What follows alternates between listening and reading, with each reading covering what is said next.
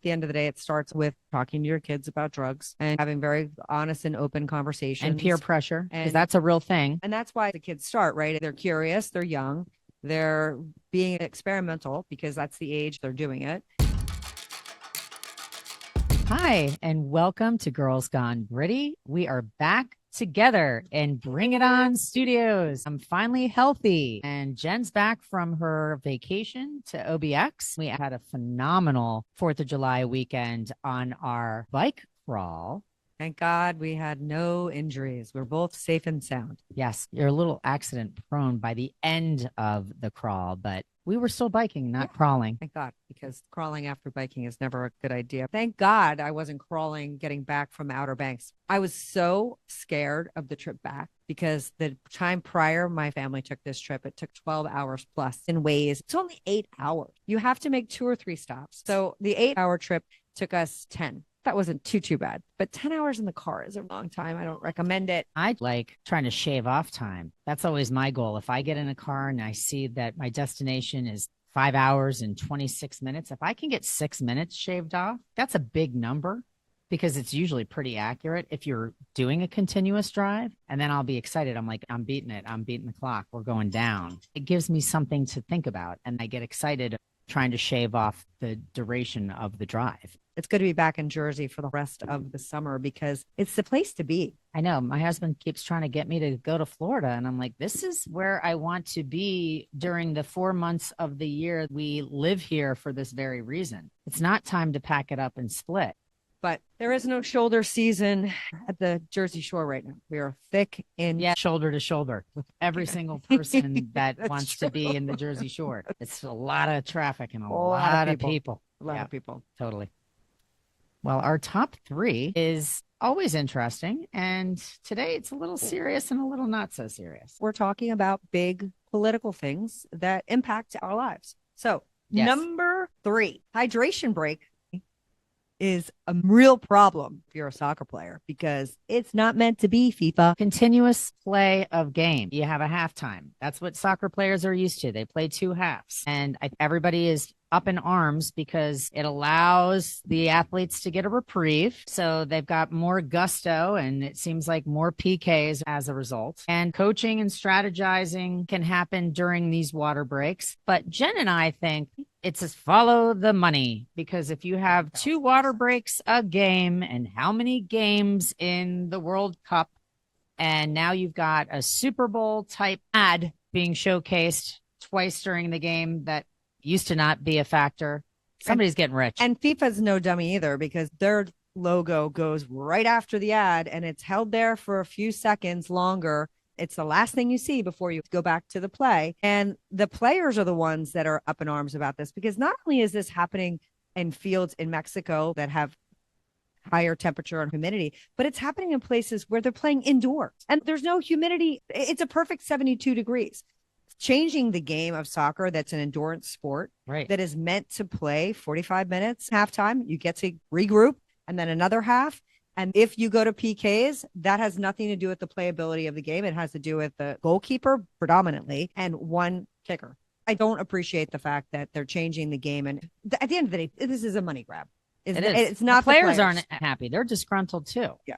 So when a player is expressing negative juju, you know there's a problem. I understand if it's 110 degrees out. Soccer players are used to not drinking. Right. They're used to this. This is what they have done their entire careers. And these fields, we fact checked this because I was curious and it's creating an issue for the NFL. These are all on grass fields that have been reconstituted for FIFA. So they don't even have the added feature of the heat that comes off of the turf. That burns the hell out of your feet. Everything. And blisters.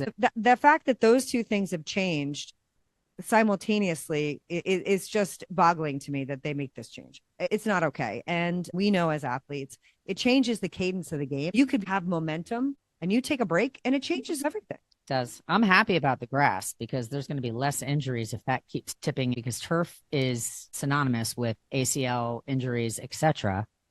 But let's see how powerful the NFL is and how the owners feel about changing it over, because it can be done. That's what FIFA has proven. Number 2, your birthright status stays. The 14th Amendment is intact. So for you that don't know what we're talking about, if you are born in the United States of America, no matter whether your mother is an illegal alien or she just crossed the line in Mexico, if you are born on American soil, you are an automatic citizen. Trump decided that he would like to take that on and lost, which is surprising. I understand both sides of it.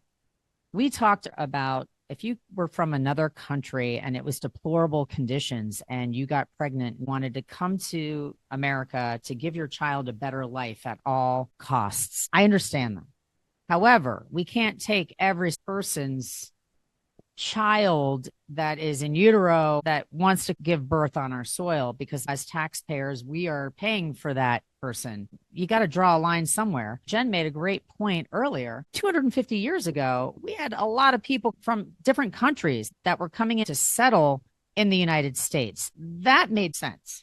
All kinds of people that were flooding the U.S. looking for freedoms and to establish their claim. We're 250 years past that now. And I do believe that the Constitution language needs to be changed with the times. We're not alone in the birthright citizenship. There are many countries, our northern border, Canada. And I saw this firsthand in Vancouver, and I didn't really understand what they were so upset about. They're so close to China. It's called birthright tourism. And what was happening is that people are very smart. People know how to use legal loopholes. They were coming at very late stage pregnancies and then making sure that they gave birth while in Vancouver. And the problem is that it puts an enormous amount of resources on very small communities most of the times, because most of the times what happens is people will come where they know people, right? That's the way immigration works. So this this community of Vancouver was seeing a massive increase and influx of this exact occurrence happening. And I understand you have to be from somewhere. Well, their incentive is free healthcare, free education. Of course. But I think we have to tighten up the right way to do this, because you want the rights of the parents and the citizen on the soil. And then it depends on each country if you can have both. Canada recognizes them as citizens, but China doesn't. So it's not mutual. And that's where people get upset. If you have somebody coming into this country, if we did the same someplace else, we don't get that same right. Think about a boat filled with refugees and they're all pregnant and they all land on an American shoreline. I understand what Trump was trying to prevent. It gets out of control. It's a lot. Well, the Supreme Court didn't agree with his executive order, and birthright citizenship is here to stay.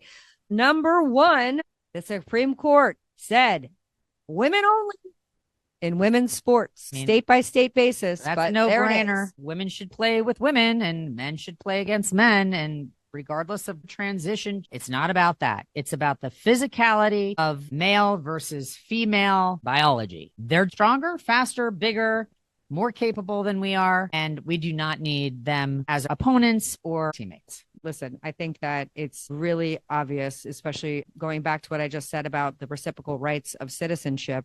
If there's no reciprocality in women looking to play in men's league, then well, the men don't have a problem with somebody that transitioned as a... Correct. That's what I'm saying. When it's not equal, there's a more advantageous place for men that want to play in women's sports.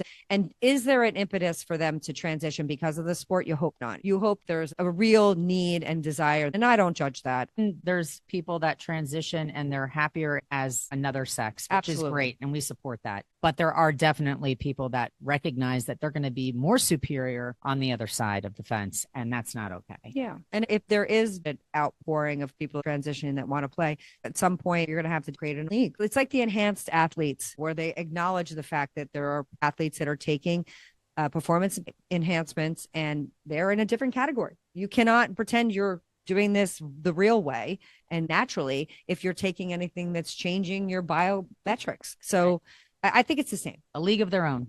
Create a league of their own, or whoever isn't bothered by it might want to participate. But until that time, this is the way it needs to be. And I'm very happy the Supreme Court ruled in Trump's favor. I'm always enthralled with the Supreme Court discussions because they do impact your life. And it does get lost in the myriad of things where nobody's paying attention until there's a ruling, and being more educated and watching some of the things they take on as controversial would be empowering to you be dialed into. But you're not going to be able to do that for a while because now they're on hiatus. Today was the last day of their session for 2026. I think their next session in 2027 should be removing fentanyl. What we are discussing today is drugs and how it's become such a slippery slope for this generation because drugs look like candy. They're appealing and the packaging is confusing and there's ways to beat the system. You can buy illegal, illicit goods at gas stations. It's become very challenging. And if I was raising young teens today, I would sit them down and have a conversation with them about all of it. There's names that are sneaky, almost like our slang episode. You might not know that Molly is ecstasy because Molly sounds like male in Spanish. We're not talking about Molly and Famali. We're talking about a drug. And sometimes these things are hidden in plain sight. And the language that's used to discuss them is confusing. So we're going to tackle that today and not try to scare as much as we're trying to educate, because communicating and having conversations about things that are tough to talk about is the way to go. Especially when you recognize that your young teen becomes a college student. They're going to embark on these kinds of things on their own. And you have gateway situations. And we accept the fact that there are some rites of passage that are going to happen with the kids.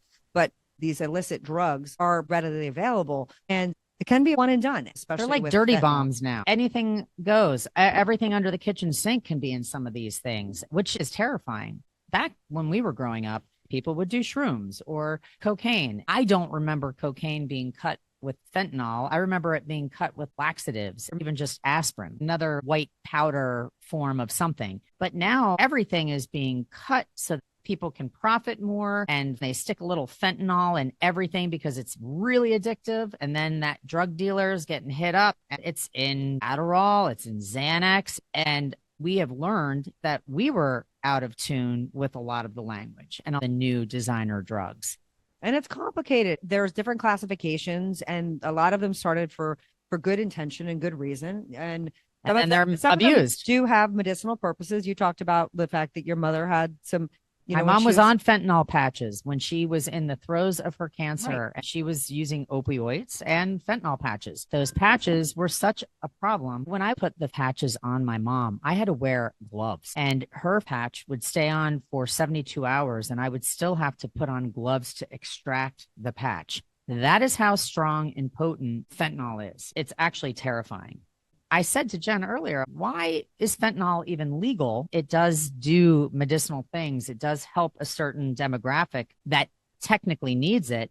But to put it in perspective, it's a synthetic opioid. It's contrived. It's not from poppy plants. It's chemicals. It's 50 times more potent than heroin. And it's 100 times more potent than morphine. Yeah. And you said 10 little grains of salt. Fentanyl, like salt size, can kill you. Yes. That's called a lethal dose. And that's why it's become an epidemic of epidemic proportions, and why it's creating such an issue, because it's cheap. So they can throw it in things to try to dilute whatever the more expensive material is. And to get you more addicted, have you be a repeat customer. But they got to get the formulation just right, because if they formulate it too heavy, they kill a bunch of people. I read a statistic, I think it was like 140,000 deaths by overdosing. 66% came from opioid derivatives that were synthetics, i.e. fentanyl. It's killing people everywhere. And it's terrifying because you can't distinguish the difference between a real pure drug and something that's been cut or laced with something else. And that would be what I would stress to my child over and over again. You don't know where it's coming from. I don't know how you trust a drug dealer. Well, you don't. There's designer drugs, and I'm going to scare you a little bit because we were reading about pink cocaine. Meanwhile, there's not even cocaine in pink cocaine. It's called Tusi, Tusi, and it's got ketamine, MDMA. Ketamine is a depressant. We're going to talk about K-holes and special K because that's ketamine. MDMA is ecstasy. We're not talking about MMA fighting. We're talking about a drug here. And it's also mixed with caffeine and opioids. It's strawberry scented, and it comes in a powder or a pill. They're marketed to our youth. The packaging is attractive. The color's attractive. It doesn't look like it could be harmful. It looks like it's going to be tasty and it smells good. They probably got that from the tobacco companies that made vapes smell delicious. And they're just recognizing the fact that if you make it candy-like, you're going to consume it because it's in the brain. It's a dopamine effect. Even just seeing it gives you a dopamine effect. Pink cocaine has ketamine, MDMA, caffeine, and opioids all in one. What message is your brain receiving? Your brain very confused. And that's the thing. We talked about it many moons ago. Kids rob medicine cabinets and party where they call it go fish. And every kid has to come to the table to get in the door with 6 pills. Let's say there's 50 kids, 50 times 6. Now you have 300 pills that they put in a big bowl and they give you a Dixie cup. And you're allowed to go fish and scoop out your poison of choice. And then you get to pick one? No, everybody that comes with 6 leaves with 6. Oh. So you're just getting a mixed bag of whatever. You don't know what it is. Go fish. Okay, here I go. And that's a real thing. I don't understand it. I get horrified that they're getting it from the medicine cabinets of their home. And the fact that we're not being more careful with locking up pills and keeping an eye on prescription drugs. And counting them and knowing. Is a really important thing because addiction happens before you even can get a hold of it, before you as a parent can get a hold of it. Especially if you have an addictive personality and you don't know. All it takes is one time being exposed and you're hook, line, and sinker. Or the drug is of such that it's hook, line, and sinker. And that could be one bit of something that's laced. And people have things in their medicine cabinet that they've from other people, and it's not technically prescribed by a doctor for that person. No. It's been shared because it's easier. The dates could be expired. And the efficacy changes.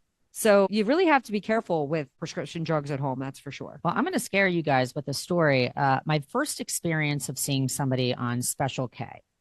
And I thought this person was dying. I thought the person was almost in a coma, and they call it a K-hole, and it's ketamine.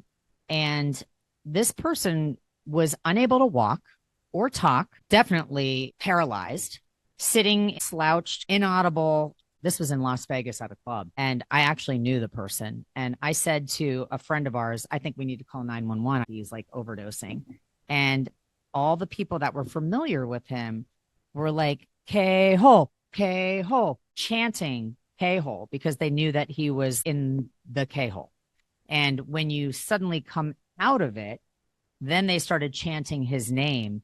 And he was as high could be. So you have to kind of go through the K-hole to come out on the other side. Little metamorphosis of the drug. Yikes. Terrifying. So that is ketamine, Special K, and K-holes. There also is a drug called GHB. Now, GHB is similar. It's gamma hydroxybutyrate. And the first time I heard about it, I knew that trainers were using it. Bodybuilders would take it before they would go to bed, thinking that their bodies would be stripped of extra fluid and water. And it also would stimulate a growth hormone so that their muscles would repair and potentially get bigger before competing. It's clear and odorless.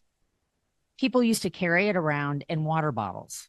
So this is something that you need to talk to your kids about. You see a water bottle in a partying atmosphere, and you're not supposed to drink and do GHB. It's one or the other, and you really shouldn't be doing GHB. It's distributed by the capful. And a lot of times people give a capful to whoever the unsuspecting person is, and it goes down like water. You don't even know what you're consuming because if you've been drinking, who's counting the capfuls of GHB at this point? Well, let's talk about the environment in which you're in. You're probably in a state of disassociation to begin with in some of these clubs. It can take a sideways bend when you're trusting somebody you don't know. Regular drugs that are prescribed by a doctor, some of them have eat with food. Some of them are on an empty stomach. So all of these illicit drugs that are harsh on the system, one day you could be fine, and the next day it could kill you. This is a nervous system depressant, GHB, and has qualities that are similar to ecstasy. It's known as G, Liquid X, or Fantasy. That's the name that it goes by on the street or with the kids. I've also witnessed people on GHB. And one of my closest friends' brothers, who was a very straight-laced guy, barely partied. He would drink, but never was somebody that was self-medicating or doing any type of drugs. He had a breakup.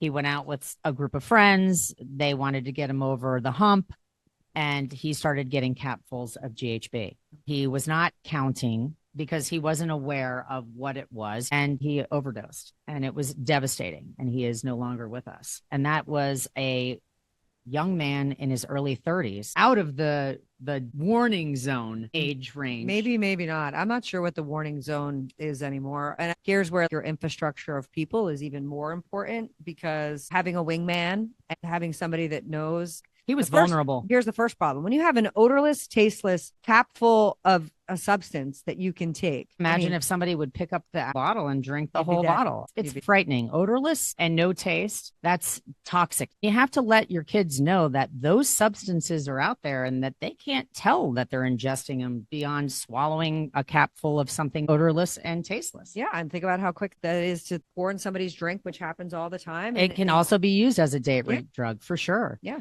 Another drug, MDMA. I laugh. It's like the MMA. It sounds like an organization or like the feds coming in or something.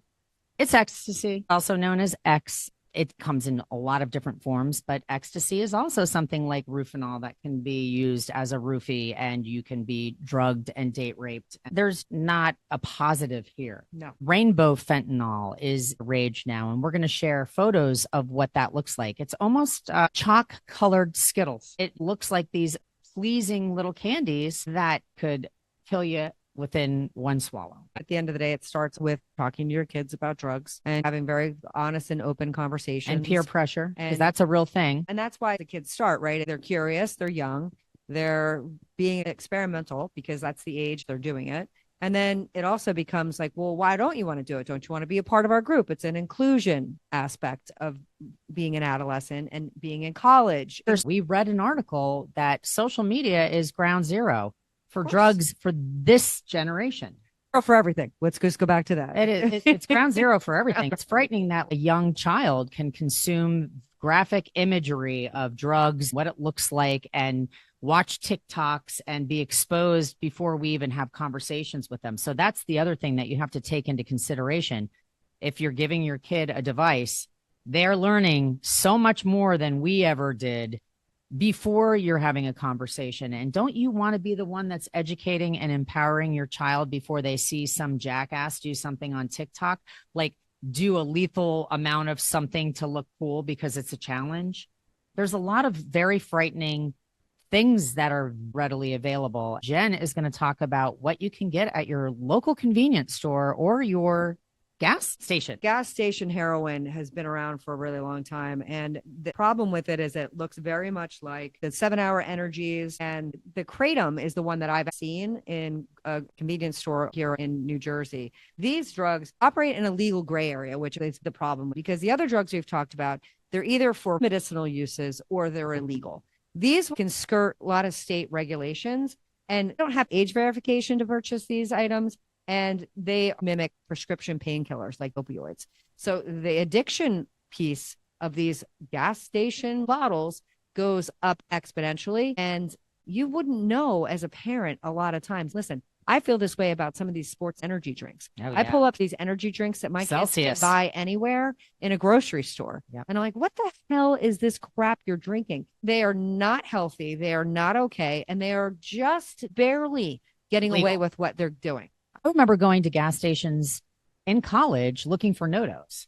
Oh, because they were a huge thing. And so wait, explain to people what NoDos are, because not everybody knows NoDos. Well, there was NoDos and there were broncholators, two different things that you could get at a convenience store or a gas station. And NoDos, people would take it if they were driving cross country or if they wanted to stay up late. Yep. Truckers take it, which is what I think the Kratom is. Yeah, it's a stimulant. The Kratom is more of a opioid style stimulant. But the NoDos, I think, are more of a enhanced caffeine product.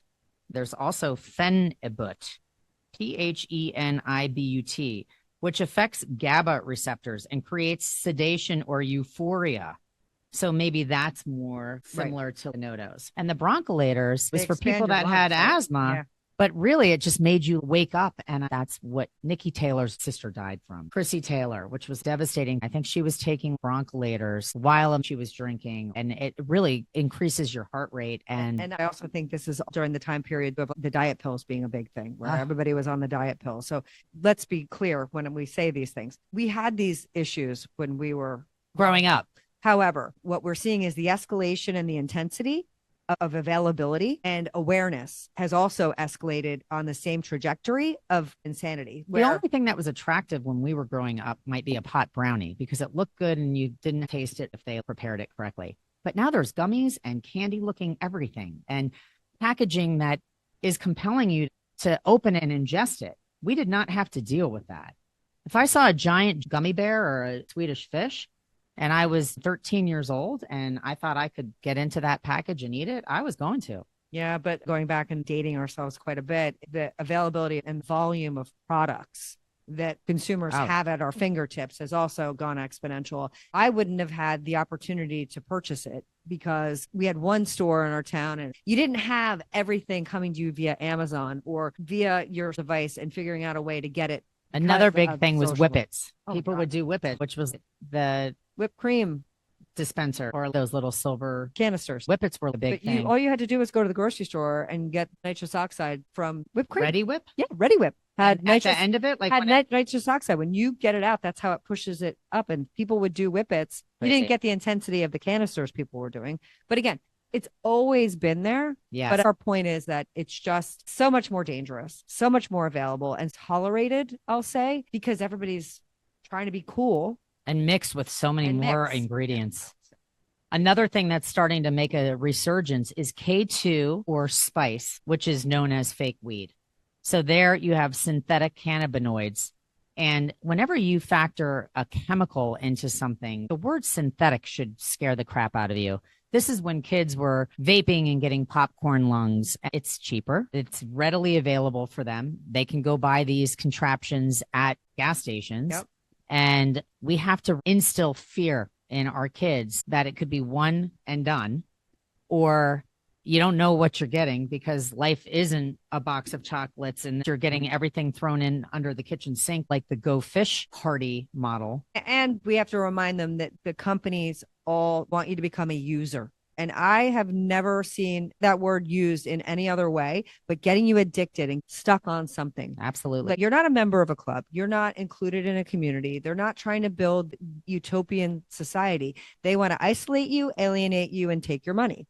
That's what vapes are doing with all these candy-like flavors for the kids to consume. Most grown adults aren't looking for bubble gum vaping. That is not targeting the adult consumer. It's allowing them to be sneaky because it smells good. You have to hide your cigs. I'm going to give you guys a real scare. There's a drug out there called Scopolamine, and this is also known as devil's breath, and was created to help with anti-nausea and people that get the bends when they go scuba diving or during anesthesia. If you get nauseous coming out of a surgical procedure, Scopolamine was used. But if overused, it can actually put you into a trance, and it's known as a zombie drug. You're coherent enough that people can drain your bank account. You're coherent enough that they can do a surgery and steal your organs. Good Lord. It is a real thing. And once again, it's a powder or it's odorless and clear. Somebody can just blow it in your face, put it in your drink. And if you have too much of it, suddenly you're unable to move, unable to communicate. You see what's going on around you. You understand, but you're trapped in your own body and anybody can have their way with you. Just Google Scopolamine, devil's breath, zombie drug, and you will be terrified. Tell your kids about this drug because it's out there. And again, know your surroundings. Have your team of people. Be in a place where if your gut tells you something's wrong and you don't trust your surroundings, leave. Yep. Because what we're saying is that all of these drugs, unfortunately, with them being odorless, tasteless, they are also very difficult to test for. So when you go to the hospital after suspected of having a date rape drug or being roofied, or they can't identify for certainty. They can make a pretty good guess based on vital signs and things of that nature, but they can't determine exactly when or where things happen a lot of the time. One of the problems is, let's say, scopolamine. It wasn't something that was being abused, so it wasn't in the system. You have to have so many repeat offenses where people go to the FDA and make reports about these odorless, clear drugs. And then they develop the systems to check to see if that's really what caused somebody to be hospitalized. Right. It's so hard. Anybody who's listening, most people have had a blood panel. You need to test specifically for even a simple thing as Lyme. Right. It's not going to automatically come up. You have to test specifically for things, and therein lies the problem. And if there's not a test, when we have 9,000 illicit drugs, and we don't know, it could be any of them, it could be all of them, it could be a combination. And at the end of the day, you don't want to have to get to a point where you test for it, because that means you've already become a victim of something. You want to mitigate your risk, be educated, trust your friends, know your surroundings, and your kids. Ask them, what have you guys seen? Have you seen cocaine yet? Cocaine is huge right now. It's everywhere. It's in high school. It's in college. It's always been around. It is the drug of choice yet again. Maybe it never went away. I think it never went away. I'm sad to say, but I think it never went away. I think it's one of those drugs that Hollywood has glorified on a lot of levels. There has been a lot of drug use permitted in our society. And like it or not, marijuana was always the gateway drug. So the lines on drugs are blurred. That's no pun intended. Yeah, exactly. The important thing is to know that fentanyl changed the playing field completely. There is no remedy. It's a death sentence. I think you need to ask your kids if they've seen people consuming anything and make them aware. I remember one of my daughters was horrified. She thought she saw people snorting cocaine, but they were snorting Adderall. Adderall can also be used for a high. It can be a party drug when it's used incorrectly. And I had no idea. I did not know that you could chop up Adderall and snort it. And there are a lot of things that can be done that people have in their medicine cabinets, or a friend needs it and they have the script. So ask your kids what they've seen, what they've been exposed to. If they say nothing, have this conversation with them and talk to them about all of the things that we've tabled, because at some point they're going to come into contact with one of them. And they probably already have, even if they say nothing, because it takes more than a first ask. It takes a second, a third, a fourth prodding, going through their stuff. It's really okay. You need to be the parent. That's your responsibility. It's so complicated and there's too much information. They can even Google something they found and figure out what they can do with it. The information availability is also a huge part of this Scissor, like how you can take cough syrups and figure out what they have in their household that they can use to get nuts. What we have determined is gritty is having a conversation with your kids about all the nitty gritty drugs that are lurking and trying to find their way to them. And us, you're never too old to come across something and try something that could end the day. We should have more campaigns like this is your brain on drugs and it's a frying pan with an egg crackling. We need more awareness campaigns like that. Now we're going to move to our Got Grit Award recipients. Talk about gritty. Our Got Grit Award winner defines grit. Well, this amazing team, we only have 2 of them in the United States. It's the FEMA Urban Search and Rescue Task Force. They are housed in both Virginia and California, and they are tasked with heading to earthquakes, building collapses, terrorist attacks, hurricanes, and any event that needs us to come and help. They're the only 2 that are able to leave our country to help serve others. And they are in Venezuela right now with the terrible 2 earthquakes that happened there. They are deployed for a few weeks. They're a military operation above in grade of the fire departments. They rescue people out of rubble. They enact each activity looking for survivors, and they treat it not as a search and recover, but as a search and rescue mission in everything they do. And what they do is they put themselves in harm's way with coming into these spaces that are ready to tumble, ready to implode